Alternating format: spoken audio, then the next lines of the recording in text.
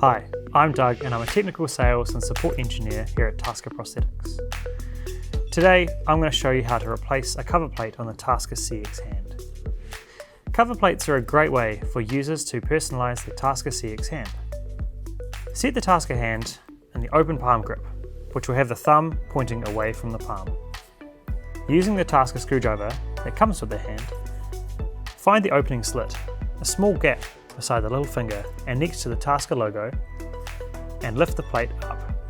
Once open, peel the cover plate off as shown, and take care not to pull or twist the plate.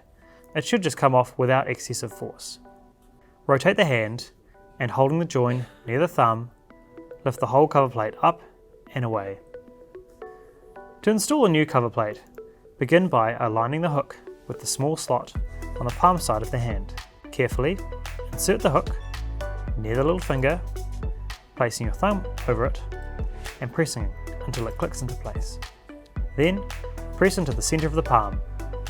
Rotate the hand and line the cover plate up with the button panel first. If your cover plate looks like this, remove the top side of the cover plate and ensure the clip is below the button panel before engaging.